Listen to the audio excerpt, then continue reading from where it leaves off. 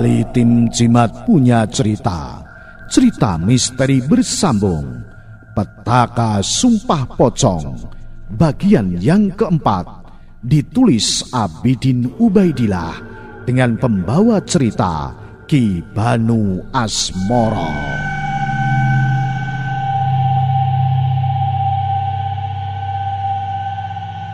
Tanpa perhitungan, Zainuri mengambil ancang-ancang untuk menyerang Sulaiman. Saking paniknya pemuda ini lupa satu hal yang sangat penting. "Hai, lihat!" katanya si Zainuri tidak bisa apa-apa. Kenapa dia sekarang justru ingin berseteru dengan adiknya sendiri? Teriak salah seorang dari orang-orang yang berkumpul. "Ya, berarti dia berbohong," saut yang lain. Sulaiman tersenyum. Rencananya berhasil.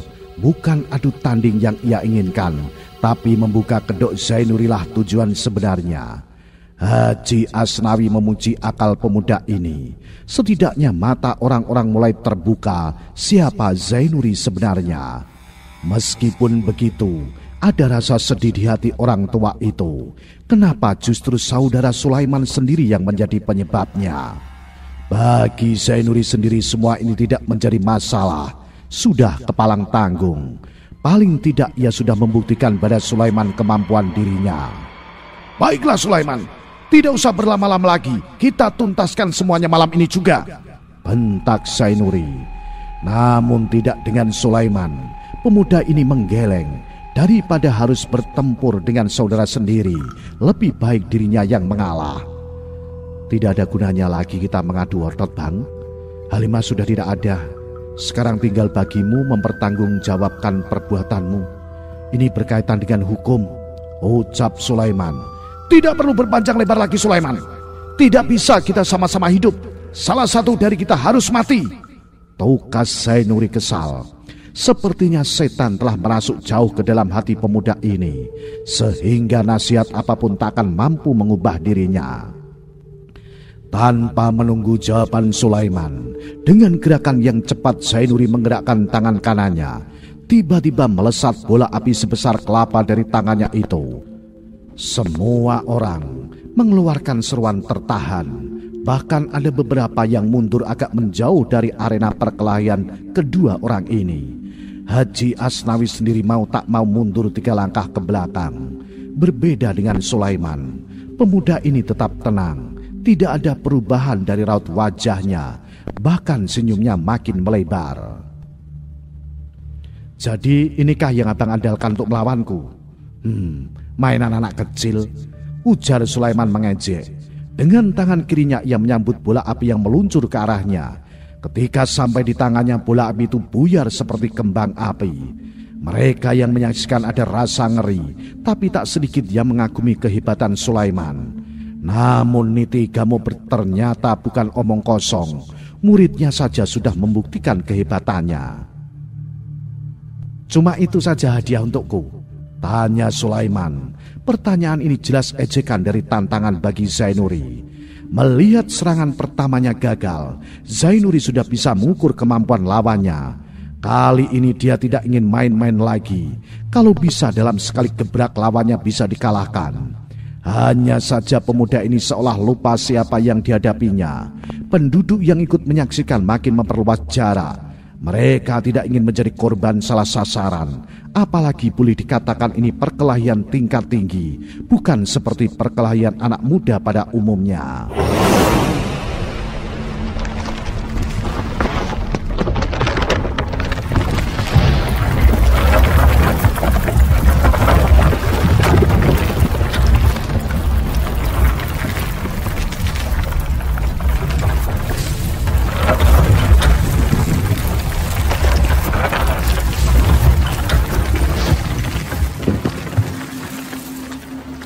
Bunyi itu mengagetkan Sulaiman. Dengan cepat ia duduk dan menggapai tanto yang sudah ia siapkan. Dengan pengendap ia mengintip apa yang terjadi di luar rumahnya. Matanya melihat gelap, tapi lambat laun terlihat 2 orang yang berjalan mengendap-endap. "Pak Hati, mereka suruhannya Pak Hasan," batin Sulaiman. Tadinya ia tidak ingin berbuat apa-apa, tapi seketika timbul niatnya untuk memberi sedikit pelajaran pada orang-orang itu. Aku ingin melihat sehebat apa orang-orang itu, pikirnya. Lalu dengan hati-hati dan nyaris tanpa suara, ia keluar rumah dan mengikuti kedua orang itu.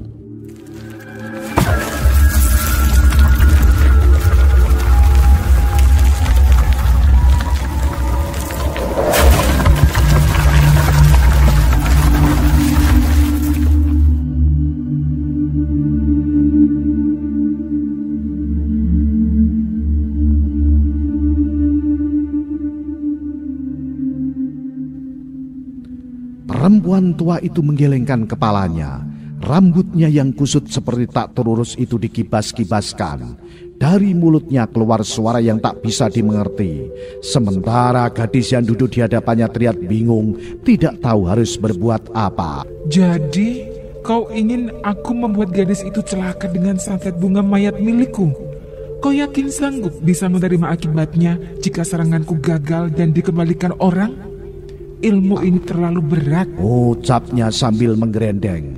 Lalu matanya menatap tajam ke depan. Apapun resikonya akan aku hadapi, Nyai. Ini masalah kehormatan dan harga diri.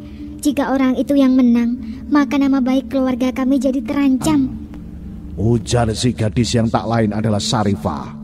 Gadis ini sudah lama mengenal ada seorang dukun wanita yang kabarnya punya banyak ilmu kesaktian. Dan dia berharap dukun ini mau membantunya membuat Nurjanah celaka. Bila perlu sekaligus bersama kedua orang tuanya. Dukun wanita itu menyeringai aneh. Hidungnya kembang kebis. Lalu jari telunjuknya yang berkuku runcing menunjuk tepat ke muka Sarifah. Dengan suara lantang ia berkata, "Kenapa kau ingin mencelakai orang lain, padahal kau yang bersalah?" Sarifah terkejut. Apa maksud dari wanita tua ini? Apakah dia mengetahui kejadian yang sebenarnya? Apa dia juga tahu bahwa Nurjanah adalah korban dari rencana jahatnya? Mataku memang sudah lamur, tapi mata batinku mengetahui segalanya. Kau tidak bisa sembunyi dari Nyai Darmi. Ucap dukun itu yang menyebut dirinya sendiri. Aku tidak suka pada Nurjanah. Dia selalu lebih unggul dariku. Padahal dia miskin, tidak punya apa-apa. Jawab Sarifah dengan mata berapi-api. Terlihat sangat jelas dendam yang menyala terhadap Nurjanah. Nyai Darmi terkekeh-kekeh. Tawanya terasa sedikit aneh. Jika orang belum mengenalnya pasti ketakutan.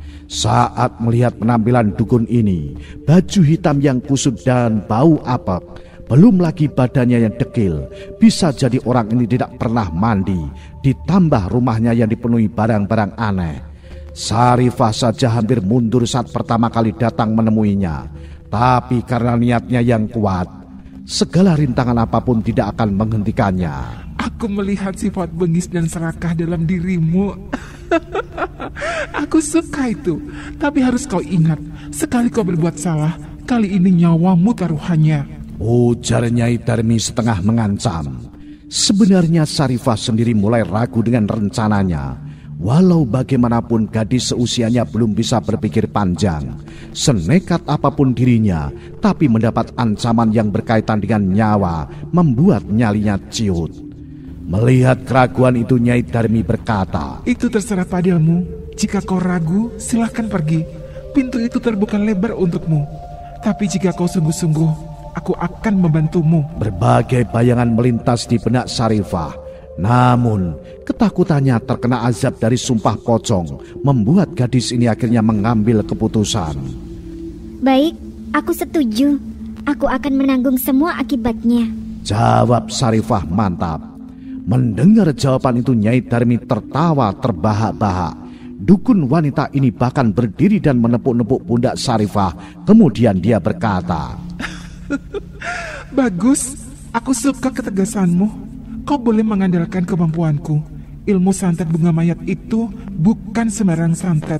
Siapapun yang menjadi sasarannya akan mati dalam waktu tidak lebih dari 7 hari. Dia akan mati perlahan-lahan dan mayatnya akan membusuk seketika."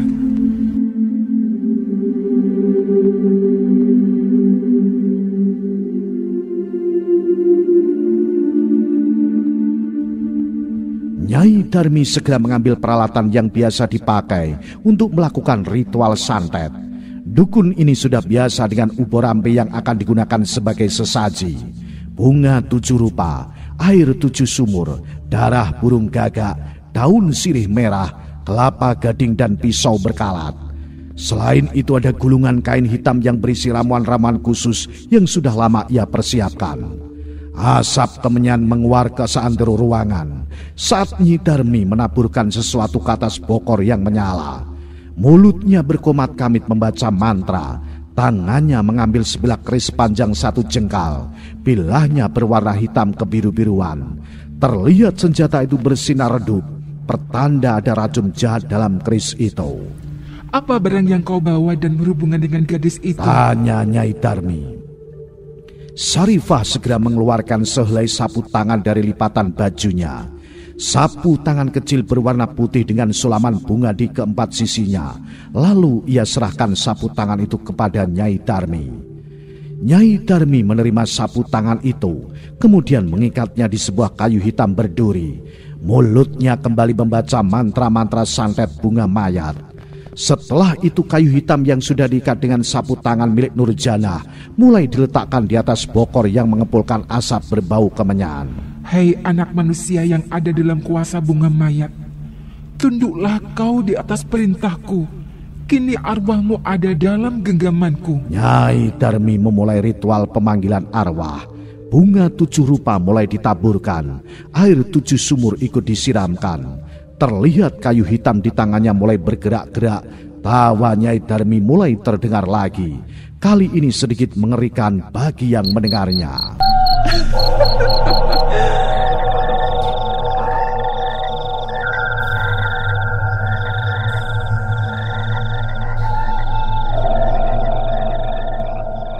Di tempat lain, Nurjana yang saat itu sedang tertidur lelap terlihat gelisah. Tubuhnya bolak-balik ke kiri dan ke kanan. Napasnya tampak tidak beraturan. Dan beberapa saat kemudian dia tersentak dan langsung duduk sambil berteriak. Tidak! Tidak! Sedari sore perasaan Nurjana memang gelisah. Sejak ayahnya mengatakan bahwa ada orang-orang yang sengaja ingin membuat mereka celaka, pikirannya makin tak menentu. Meskipun ayah dan ibunya meminta agar dirinya tetap tenang, tapi bagi gadis remaja seusianya, hal ini tidaklah mudah. Sebenarnya ia tahu kalau semua ini pastilah rencana Sarifah, tapi perlu bukti untuk mengungkapkan kejahatan temannya itu. Ia yakin saat Sarifah mengajak menginap di rumahnya, Nurjana sudah ragu. Tapi agar tidak dikatakan sombong, akhirnya ia terima juga ajakan itu. Dan ia juga bisa memastikan ulah Sarifah yang memaksanya memakai kalung berlian itu. Semuanya hanya taktik yang sudah direncanakan oleh gadis itu agar dirinya menjadi tertuduh. Nurjana menarik napas panjang sampai hati teman-temannya itu memperdaya dirinya. Bukan hanya itu, orang tuanya ikut menanggung malu akibat kejahatan Sarifah dan komplotannya. Terlalu banyak beban pikiran menjadikan tidurnya dihantui mimpi buruk. Dalam mimpi Nurjana seakan berada di tepian jurang yang teramat dalam. Saat itu seakan ada kekuatan yang teramat dahsyat mendorongnya. Dalam keadaan genting itu ia melihat ada seorang perempuan tua yang datang dan mengulurkan tangan untuk menolongnya. Pegang tanganku! Teriak perempuan itu. Nurjana mencoba menggapai, tapi terasa sangat sulit. Tangannya tidak mampu menggapai tangan wanita itu. Seperti tak kenal lelah, wanita itu bergerak maju perlahan dan lambat laun tangannya mampu menyentuh perempuan itu. Ayo, pegang tanganku. Pegang dengan kuat. Lagi-lagi perempuan itu berteriak. Dengan susah payah akhirnya Nurjana mampu meraih tangan itu. Hatinya senang bisa selamat dari jurang di belakangnya. Namun baru saja bisa bernapas lega, tiba-tiba Nurjana dikejutkan dengan pegangan wanita itu. Aneh, genggaman tangannya sulit untuk dilepaskan. Nurjana berusaha berontak dan melepaskan cengkraman tangan wanita itu. Apalagi saat terdengar tawanya yang sangat mencurigakan. Anak bodoh, kau tidak tahu siapa lawan dan siapa kawan. Nurjana membelak-belakkan matanya. Lagi-lagi satu keanehan. Kenapa tiba-tiba wanita itu wajahnya berubah menjadi sangat buruk seperti setan? Nurjanah menjadi ketakutan melihatnya. Siapa kau? Tanya Nurjanah. Aku Nyai Darmi. Aku akan mencabut nyawamu dan aku jadikan tumbal biar aku awet muda. Jawab wanita yang mengaku bernama Nyai Darmi. Kau pasti iblis. Bentak Nurjanah sambil berusaha menarik tangannya. Nyai Darmi makin tertawa kencang. Dengan kuku tangannya yang runcing ia menggenggam tangan Nurjanah dan membuat gadis itu terluka. Nurjanah menjerit kesakitan. Lepaskan aku, teriak Nurjanah. Berteriaklah sepuas hatimu. Tidak ada orang yang akan menolongmu, ucap Nyai Darmi. Wanita tua itu menyeringai seram. Matanya menatap tajam pada Nurjanah. Lalu dengan sekuat tenaga ia melemparkan gadis itu ke dalam jurang. Nurjanah sangat ketakutan. Tidak ada lagi yang bisa menolongnya. Tubuh gadis itu melayang dan masuk ke jurang yang dalam.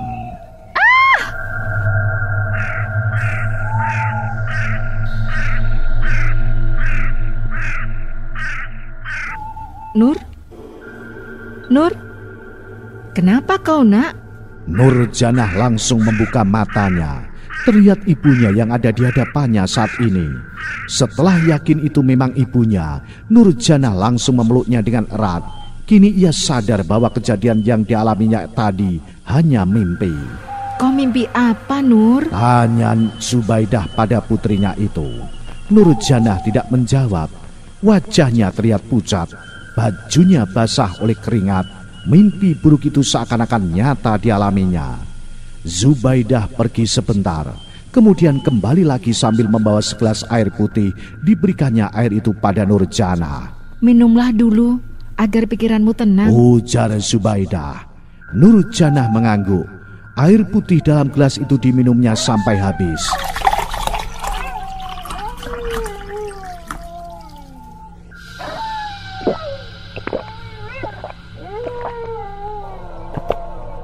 Kini perasaannya sedikit lega, napasnya mulai teratur.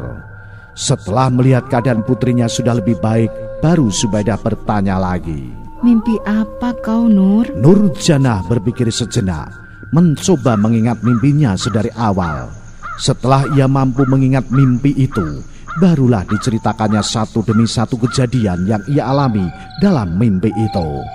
Dan Zubaidah pun mendengarkan cerita putrinya sambil menerka-nerka apa maksud dari mimpi itu. Rasa-rasanya ibu pernah mendengar nama Nyai Darmi itu. Tapi di mana ya? Ucap Zubaidah sambil berusaha mengingat nama Nyai Darmi. Nama yang sudah lama sekali tidak terdengar. Tapi ia yakin nama itu tidak asing di telinganya. Nanti akan ibu tanyakan jika ayahmu pulang. Mungkin ayahmu ingat dengan nama Nyai Darmi. Sekarang kau tidurlah lagi. Nurjanah menggeleng. Mimpinya terlalu menyeramkan. Apalagi ibunya pernah mendengar nama Nyai Darmi itu. Berarti sosok dalam mimpinya itu memang nyata. Tidak usah takut. Bacalah ayat-ayat yang kau bisa. Jika masih takut, ambil wudhu dan sholatlah, ujar Zubaidah memberikan saran. Rupanya Nurjanah lebih memilih pergi mengambil wudhu dan sholat. Sehabis sholat ia mengambil Al-Quran dan mulai membacanya. Perasaannya kini mulai tenang. Ia yakin tak ada kekuatan yang mampu menandingi kekuatan Allah Subhanahu wa Ta'ala. Segala tipu daya iblis tidak akan ada gunanya jika kita selalu beriman dan bertakwa kepada Allah.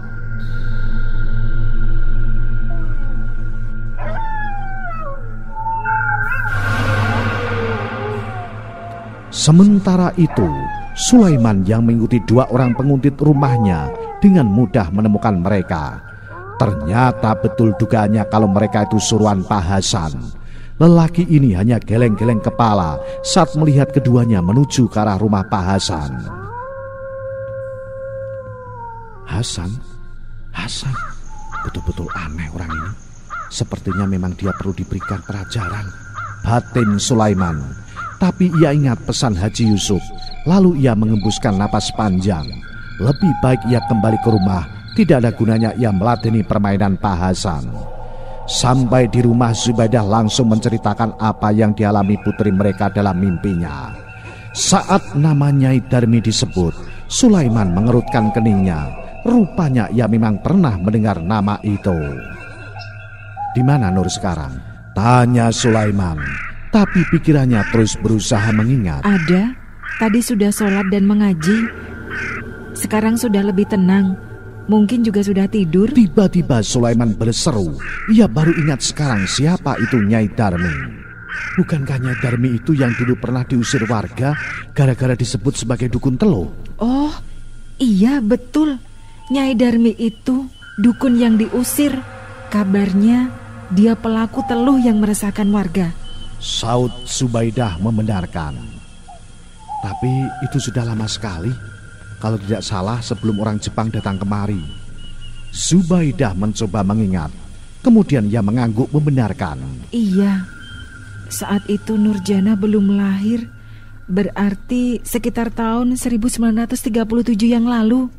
Aneh, kenapa Nurjana bermimpi ketemu dengan Nyai Darmi? Apa hubungannya? Tanya Sulaiman untuk dirinya sendiri. Kalau benar Nyai Darmi masih hidup, berarti usianya sudah tua sekali. Dulu saja kalau tidak salah, umurnya sudah 60-an. Sulaiman menarik napas panjang. Belum terlalu tua, Mak Ijah. Ibunya Pak Sanif. Tapi itu sudah 90 tahun lebih, tapi masih sehat. Tapi jelas beda dengan Nyai Darmi, Bang. Aku dengar tubuhnya itu dipenuhi dengan susu. Bisa jadi saat kita lihat dia umur 60, tetapi ternyata umur aslinya lebih tua dari itu. Zubaidah seakan tak ingin kalah berdebat dengan suaminya. Sulaiman mengangguk lalu berkata, "Mungkin saja, sebab kabarnya Nyai Darmi itu pelarian dari Jawa. Dia itu gundiknya orang Belanda, tapi karena ia terlibat pembunuhan makanya dia lari kemari." Zubaidah mengangguk membenarkan. Namun pertanyaannya sama dengan suaminya. Apa hubungannya Nyai Darmi dengan Nurjana? Karena penasaran, Sulaiman masuk ke kamar Nurjana. Rupanya dia belum tidur. Bahkan dia sempat mendengarkan percakapan kedua orang tuanya tentang Nyai Darmi. "Kau belum tidur, Nur?" "Belum, Ayah." Saud Nurjana kemudian duduk di tepi pembaringannya. "Apa kau betul-betul yakin kalau orang dalam mimpimu itu adalah Nyai Darmi?" tanya Sulaiman memastikan. Nurjana mengangguk. "Betul, Ayah. Berulang kali dia menyebut namanya dan dia ingin mencelakakan Nur." Sulaiman termenung. Ia memikirkan hubungan yang terjadi antara mimpi Nurjana dengan Nyai Darmi. Jika benar dukun wanita itu masuk ke dalam mimpi putrinya itu, berarti ada orang yang meminta bantuan dukun teluh itu. Sebab nama Nyai Darmi sendiri sudah lama menghilang dari Kumpul Sari. Kepala Sulaiman makin pusing. Belum selesai persoalan yang satu, muncul pula masalah baru. Ia yakin ada campur tangan keluarga Pak Hasan, juga dengan kemunculan Nyai Darmi. Sulaiman boleh saja bingung dengan segala persoalan yang menimpa dirinya. Tapi besok pagi angin akan berbalik arah. Tidak ada yang bisa menebak kali ini akan bertiup kemana, dan kabar duka pun merebak.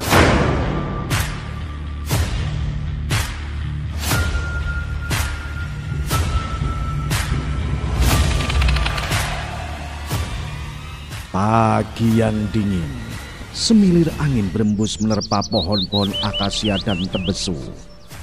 Beberapa helai daun berguguran, melayang tertiup angin dan membawanya pergi jauh. Kicau burung, murai dan punai saling bersahutan, mendendangkan irama alam nan sahdu. Jerit siamang di kejauhan melompat dari satu dahan ke dahan yang lain. Anak-anak tupai berebutan masuk ke lubang pokok mangga.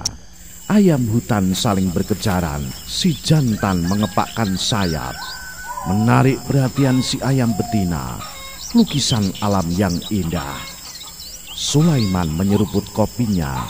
Ada sepiring pisang goreng menemaninya. Nurjana baru saja keluar dari kamarnya. Matanya terlihat sayu karena kurang tidur tadi malam. "Kau jangan kemana-mana, Nur," pesan Sulaiman pada putrinya. Gadis itu mengangguk. Sebenarnya dia merasa bosan tinggal di rumah. Tapi kali ini ia harus menuruti apa kata ayahnya. Kejadian kemarin dan mimpinya semalam adalah pertanda kurang baik. Setelah meminum kopi yang disiapkan untuknya, gadis ini pergi ke dapur. Barangkali ada pekerjaan ibunya yang dapat ia bantu. Biasanya ia mencuci di sungai. Tapi menurut ayahnya, untuk sementara ini biarlah mencuci di sumur belakang saja. Bagi Nurjanah lebih enak mencuci di sungai, bisa bercanda dengan teman-temannya, air pun tak perlu menimba. Zubaidah yang melihat putrinya itu segera berkata, "Tidurlah lagi kalau masih mengantuk, Nur. Hari ini tidak usah mencuci, biar besok saja sekalian." Nur tidak mengantuk, Bu, tapi rasanya malas untuk melakukan apa saja, jawabnya lesu. Zubaidah tersenyum. Ia maklum dengan keadaan anaknya. Nurjanah gadis yang tidak bisa diam, pandai bergaul dan memiliki banyak teman. Tentu bosan rasanya tinggal di rumah terus. Makanya kemarin ia berani keluar rumah menemani Nurjanah. Rupanya itu saat yang ditunggu-tunggu orang untuk membuat mereka celaka. Ini pelajaran berharga bagi mereka. Doakan saja semua ini cepat berakhir. Ibu juga tidak betah dengan keadaan seperti ini. Tapi apa boleh buat? Ujar Zubaidah sambil menepuk-nepuk perlahan pundak Nurjanah. Setelah selesai dengan sarapan paginya, Sulaiman menyiapkan peralatan untuk menebas rumput yang mulai menutupi batang padi di sawah. Sudah beberapa hari ini ia tidak membersihkan rumput. Nurjanah yang melihat ayahnya sedang bersiap-siap segera menghampiri. "Ayah mau ke sawah?" "Aku ikut," ujarnya. Ia sangat berharap ayahnya mengizinkannya ikut. Kalau bersama ayahnya sudah pasti ia merasa aman. Sulaiman menggeleng. "Kau tinggal saja di rumah, temani ibumu. Ayah juga tidak lama di sawah, hanya melihat kalau rumput sudah banyak tumbuh," sautnya. Sebenarnya dia juga ingin mengajak Nurjanah. Setidaknya jika anaknya itu berada di sawah bisa menghilangkan kebosanannya. Nurjanah mengangguk. Padahal ia lebih suka ikut dengan ayahnya. Diam di rumah terus membuatnya makin tersiksa. Tapi ia mengerti tujuan ayahnya. Gadis ini pun memilih menuruti apa yang dikatakan ayahnya. Baru saja Sulaiman turun dari tangga rumah. Dari kejauhan seorang pemuda berlari menghampirinya. Wajah pemuda itu terlihat panik. Tahu rupanya Harun? Ada apa kau lari-lari seperti orang dikejar setan? Tanya Sulaiman heran. Pemuda yang bernama Harun itu mengatur napasnya yang terengah-engah. Setelah dirasanya cukup, ia pun berkata, Pak Paman, ada berita duka. Bu Yuniarti meninggal waktu subuh tadi." "Innalillahi wa inna ilaihi rajiun," ucap Sulaiman kaget. Tak ayal ucapannya itu membuat istri dan anaknya ikut menghampiri. "Yuniarti meninggal," ujar Sulaiman sebelum Zubaidah dan Nurjanah bertanya. Yuniarti adalah adik dari Pak Hasan. Seperti diketahui, perempuan inilah yang ikut memaksa Nurjanah untuk mengakui bahwa dialah pencuri perhiasan milik Pak Hasan. Wanita ini juga yang paling antusias menceritakan pada semua orang bahwa Nurjanah adalah pencuri. Meskipun tidak ada bukti, tapi tuduhan tetap saja mereka lontarkan. Sulaiman menarik napas panjang. Apa ini ada hubungannya dengan sumpah pocong yang dilakukannya 2 hari yang lalu? Tapi pria ini buru-buru nepis pikiran itu. Semua urusan kematian itu adalah hak Allah. Itu memang sudah takdirnya. Jika memang ini berkaitan dengan hal itu, berarti Allah sedang menunjukkan kuasanya. Tidak ada kejahatan yang dapat disembunyikan jika Dia berkehendak. "Aku akan melayat dulu," ujar Sulaiman sambil meletakkan kembali peralatannya. Niatnya pergi ke sawah diurungkan. Zubaidah mencoba mencegah.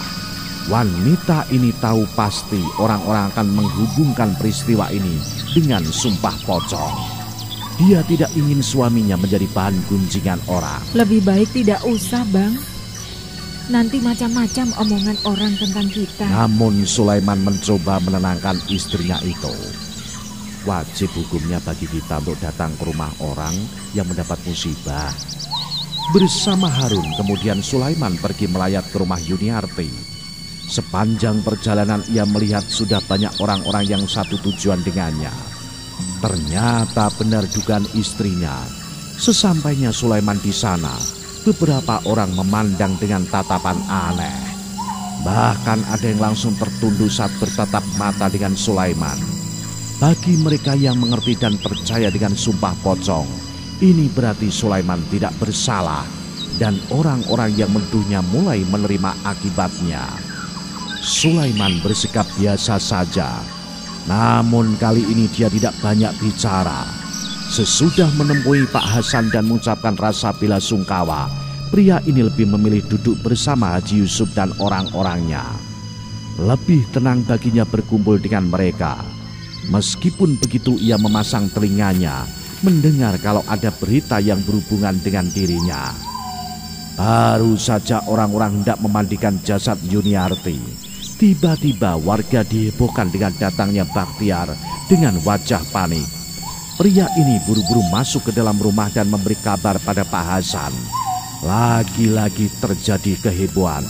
Kali ini Tarsidi, adiknya Pak Hasan, meninggal setelah mengalami kecelakaan. Tarsidi sedang pergi keluar kota. Mendengar adiknya meninggal, laki-laki ini segera pulang. Namun sayang, ia mengalami kecelakaan.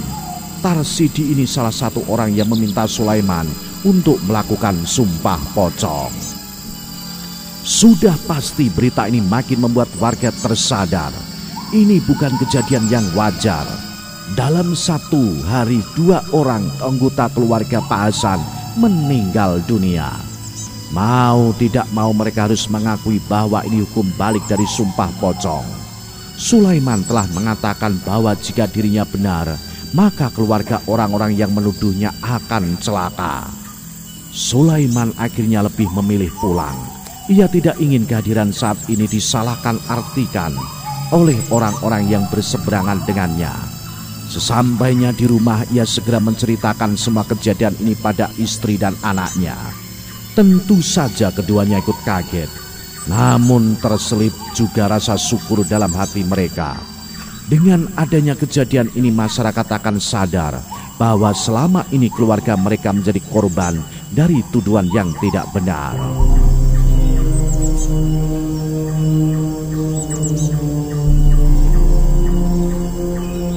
Orang-orang yang takziah sudah sedari tadi pulang ke rumahnya masing-masing. Hanya tersisa keluarga dan orang-orang terdekat saja. Pak Hasan tidak bisa menutupi lagi rasa malu dan ketakutannya. Lelaki ini mulai cemas. Dalam satu hari ini saja 2 orang anggota keluarganya meninggal dengan cara-cara yang tak wajar. Lantas apakah ini hukum timbal balik dari sumpah pocong? Bisik-bisik dari pelayat sudah membuat hatinya panas. Orang-orang mulai menuduh dirinya sudah memfitnah Sulaiman. Bahkan ada beberapa orang yang dengan maksud baik menyarankan agar dirinya meminta maaf pada Sulaiman dan keluarganya. Tapi usul itu dia tolak mentah-mentah. Malang benar nasib Pak Hasan ini. Dia tidak mengetahui jikalau semua persoalan yang dihadapi adalah ulah dari putrinya sendiri, Sarifah. Sarifah pun kini makin ketakutan. Apa yang terjadi hari ini membuatnya tidak berani menampakkan diri. Gadis ini lebih memilih berdiam diri di dalam kamarnya. Ia tidak datang ke rumah bibinya dan pamannya yang meninggal. Ibunya sudah memaksa, tapi Sarifah lebih memilih bungkam. Tak ayal hal ini membuat kedua orang tuanya curiga. Tapi berhubung masih suasana duka, mereka melupakan dulu hal ini. Keduanya berpendapat Sarifah sedikit terguncang hatinya saat menghadapi musibah beruntun ini. Aku harus bergerak cepat, desis gadis itu. Aku harus menemui Nyai Darmi. Dukun itu harus melenyapkan Nurjana. Bila perlu, sekaligus bersama orang tuanya. Jika tidak, aku yang akan mendapatkan bahaya. Mumpung orang tuanya sedang tidak ada di rumah, gadis ini pergi dengan mengendap-endap. Tujuannya adalah rumah Nyai Darmi. Hampir semua orang di Kumpul Sari tidak pernah menduga kalau Mak Salmah si tukang urut itu ternyata adalah Nyai Darmi, dukun teluh yang pernah membuat gempar belasan tahun yang lalu. Dengan keahliannya, Nyai Darmi mengubah penampilan sehingga tidak ada orang yang mengenalinya. Lantas bagaimana Sarifah bisa tahu kalau Mak Salmah itu adalah Nyai Darmi? Ibarat kata setiap pertemuan itu ada jodohnya. Lewat mimpi Nyai Darmi datang menemui Sarifah. Dukun itu menawarkan bantuan jika diperlukan oleh gadis itu. Dan Sarifah menganggap inilah saatnya. Aku ingin Nurjanah mati. Bila perlu, sekaligus bersama dengan orang tuanya. Ucap Sarifah di depan Nyai Darmi. Wanita tua itu terkekeh. Ia sudah paham dengan sifat gadis itu. Dan itu memang yang dia harapkan. Tentu ada maksud tersembunyi dari Nyai Darmi. Mana mungkin wanita yang bersekutu dengan iblis ini mau membantu secara cuma-cuma. Itu soal kecil. Dengan mudah aku bisa membunuh mereka semuanya. Saut Nyai Darmi sambil tertawa. Tapi ingat, tentu syaratnya tidak mudah. Sarifah yang hatinya lebih dikuasai oleh rasa takut dan amarah tidak pikir panjang lagi. Gadis ini pun menyetujui apapun syarat yang diminta dukun itu, asalkan segala keinginannya bisa tercapai. Apapun yang Nyai minta, pasti akan aku kabulkan, jawab Sarifah.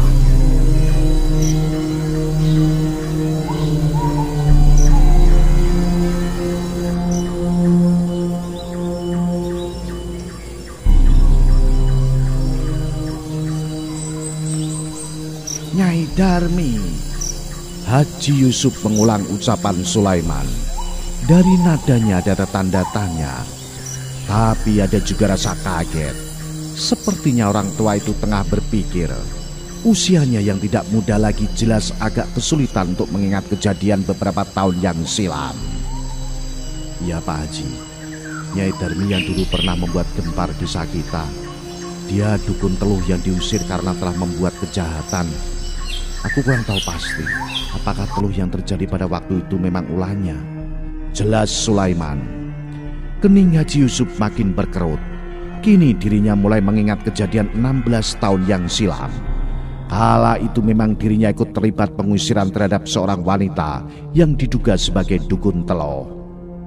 Saat itu memang desa kita digemparkan kematian beberapa orang yang tidak wajar. Waktu itu masih ada Haji Mursal. Dia memang orang yang mengerti banyak tentang ilmu gaib. Dan dia sangat yakin bahwa pelakunya adalah Nyai Darmi. Namun kala itu pengadilan tingkat desa zaman kolonial tidak bisa menerima laporan tentang kejahatan seperti itu. Karena tidak ada bukti. Kepala Serdadu Polisi meminta kami menyelesaikan dengan cara adat saja. Karena itulah Nyai Darmi diusir dari sini. Apakah waktu itu Nyai Darmi betul-betul pergi dari desa kita ini? Bisa jadi dia bersembunyi di satu tempat. Tanya Sulaiman ragu. Haji Yusuf menggeleng. Beberapa serdadu mengawal Nyai Darmi pergi dari desa ini. Menurut mereka perempuan itu sudah pergi jauh. Kenapa Sulaiman? Apa kau mengira Nyai Darmi masih berada di desa ini? Tanya Haji Yusuf kemudian. Sulaiman mengangguk lalu menjawab. Adakah hal yang aneh jika Nurjanah bermimpi bertemu dengan Nyai Darmi? Padahal dia sama sekali belum pernah bertemu dengan wanita itu. Mendengar cerita tentangnya pun tidak. Ini pasti ada keterkaitannya. Bisa jadi memang dia masih ada di desa ini. Kau curiga jika Hasan meminta bantuannya? Tanya Haji Yusuf. Kali ini Sulaiman tidak langsung menjawab. Ia sendiri sebenarnya ragu. Tapi bisa saja hal itu memang terjadi. Tidak mungkin anaknya bisa bertemu dengan dukun wanita itu di dalam mimpi jika tidak ada orang yang meminta bantuannya Nyai Darmi. Sudah pasti keberadaannya tentu tidak terlalu jauh dari desa ini. Bahkan bisa jadi ada di sekitar sini. Hanya saja luput dari pandangan orang-orang. Dan kemungkinan terbesar yang meminta bantuan ke Nyai Darmi hanyalah Hasan dan keluarganya. Aku curiga ada orang yang sengaja meminta bantuan Nyai Darmi, saud Sulaiman. Haji Yusuf termenung. Dalam pikirannya setelah persoalan perseteruan Sulaiman dan Hasan ini selesai, tidak akan ada masalah yang lain. Namun setelah mendengar penuturan Sulaiman tentang Nyai Darmi, hatinya mulai gelisah. Kembalinya sosok dukun teluh yang telah mengembarkan kumpul sari 16 tahun yang lalu. Pertanda akan ada teror baru. Dulu mereka bisa mengandalkan Haji Mursal, tapi kini ia tidak yakin ada orang yang mampu mengatasi Nyai Darmi. Sebenarnya siapa Nyai Darmi itu, Pak Haji? Tanya Sulaiman kemudian. Haji Yusuf tidak terlalu heran mendengar pertanyaan itu. Ketika persoalan Nyai Darmi ini muncul, Sulaiman adalah pendatang baru di Kumpul Sari. Memang tidak banyak orang yang tahu sejarah wanita dukun teluh itu. Nyai Darmi itu pendatang juga di Kumpul Sari. Dia orang Jawa, dari Surabaya. Konon di masa mudanya Nyai Darmi adalah gundik dari orang Belanda. Tapi dia ini bukanlah wanita yang baik. Nyai Darmi terlalu diperbudak nafsu duniawi. Ia gemar bermain serong dengan beberapa laki-laki, baik itu orang Belanda maupun pribumi. Haji Yusuf memulai ceritanya. Sudah pasti untuk menurutkan hawa nafsu duniawi tadi, segala cara ia tempuh. Agar terlihat awet muda dan makin cantik, Nyai Darmi bersekutu dengan iblis. Konon ia memiliki seorang guru ilmu hitam, Nyi Kantil Ireng.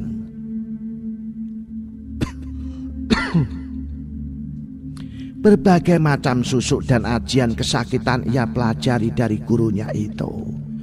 Makanya selain menjadi pujaan setiap laki-laki, Nyai Darmi juga harus menyediakan tumbal untuk Nyai Kantil Ireng.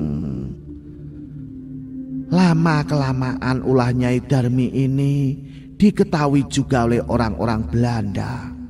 Mereka akhirnya meminta bantuan kepada seorang pendekar aliran putih yang mampu menaklukkan Nyai Darmi sekaligus membuat Nyi Kantil Ireng tak berdaya. Karena kekalahan itulah akhirnya Nyai Darmi pergi dari Surabaya dan sampai ke desa ini. Awalnya orang-orang di sini menerimanya dengan baik, tapi lama-lama sifat jahatnya kambuh. Ia mulai menggunakan cara-cara kotor untuk memenuhi nafsu iblisnya. Cerita selanjutnya kau sendiri sudah tahu, Sulaiman. Haji Yusuf mengakhiri ceritanya. Sulaiman mengangguk. Ada sesuatu yang menggelitik hatinya. Sewaktu masih di Batavia, ia pernah mendengar orang-orang Belanda menceritakan kejadian yang terjadi di Surabaya. Dan nama Nyi Kantil Ireng sempat menjadi teror yang menakutkan. Berarti Nyai Darmi ini berhubungan erat dengan Nyi Kantil Ireng. Bukan lawan yang bisa dianggap enteng ini, batin Sulaiman.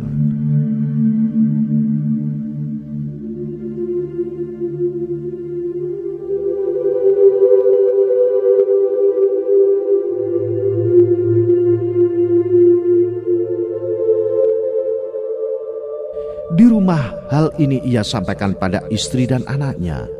Tentu saja mereka terkejut. Tidak menduga persoalannya menjadi serumit ini.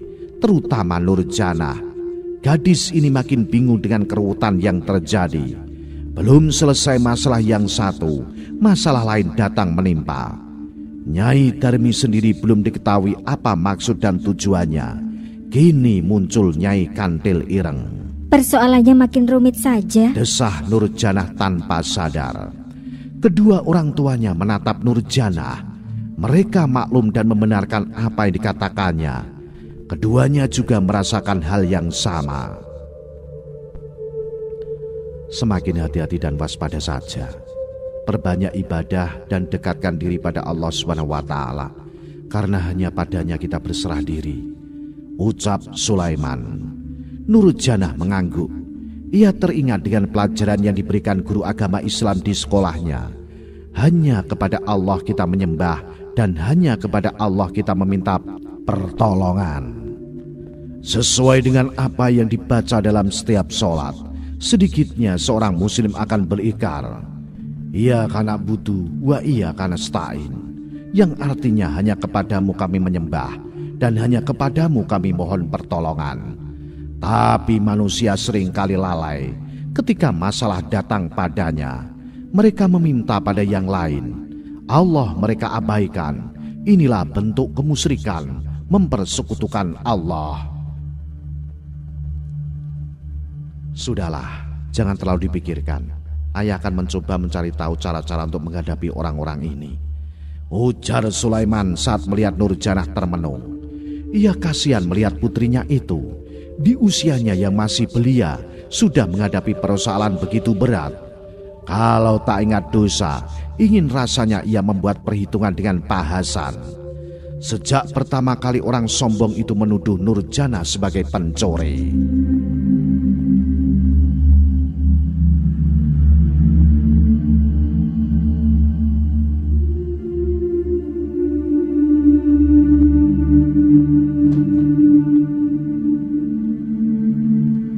Hasan makin gelisah.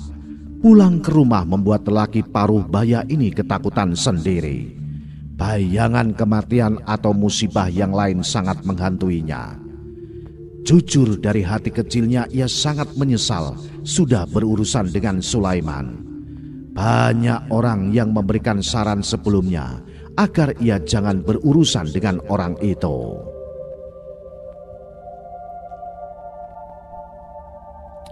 Sulaiman itu memang pendiam, tak banyak ulah. Tapi ibarat pepatah, air yang tenang mampu menghanyutkan. Itulah dirinya. Haji Yusuf saja berutang nyawa padanya, ujar salah seorang warga yang pernah memberi nasihat pada dirinya.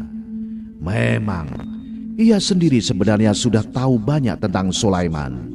Di masa pendudukan Jepang, Sulaiman banyak membantu warga Kumpul Sari, hingga hartanya habis untuk membantu warga. Sebagian lagi dirampas tentara Dai Nippon. Makanya, meskipun saat ini kehidupannya sangat sederhana, tapi orang-orang yang lama tinggal di sini tidak bisa melupakan budi baik Sulaiman dan Zubaidah. Juga di saat masa perang kemerdekaan, Sulaiman ikut berperang melawan tentara Belanda, sedangkan ia sendiri justru pergi mengungsi. Kalau dibanding-bandingkan, tentunya penduduk desa Kumpul Sari lebih menaruh hormat pada Sulaiman daripada dirinya. Bagaimana Bang? Jadi kita menemui Dipati Telah? Tanya Rusman, salah satu iparnya. Hasan menjadi linglung. Ia bingung harus berbuat apa. Batinnya sendiri bergejolak. Saran adik iparnya itu untuk menghubungi Dipati Telang makin membuatnya ragu.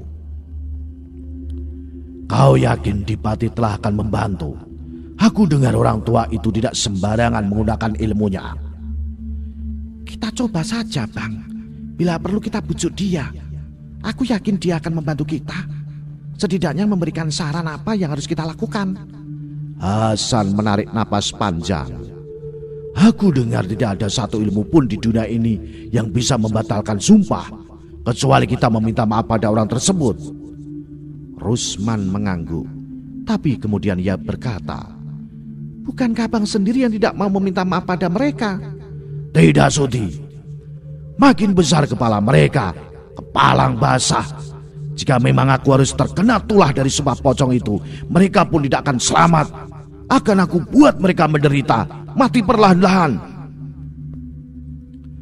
Desis Hasan geram. Baiklah, kau hubungi Dipati Telah. Bayar berapapun yang dimintanya. Aku ingin Sulaiman dan keluarganya mati mengenaskan. Rusman tersenyum cerah.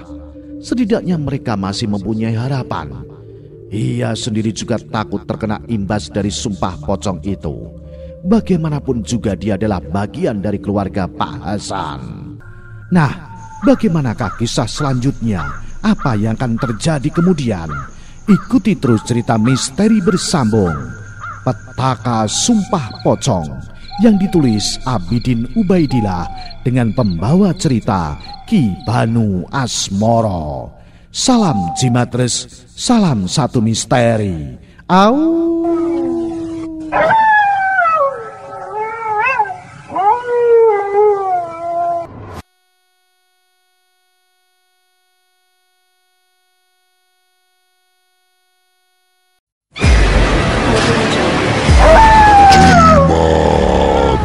Sajian Malam Jumat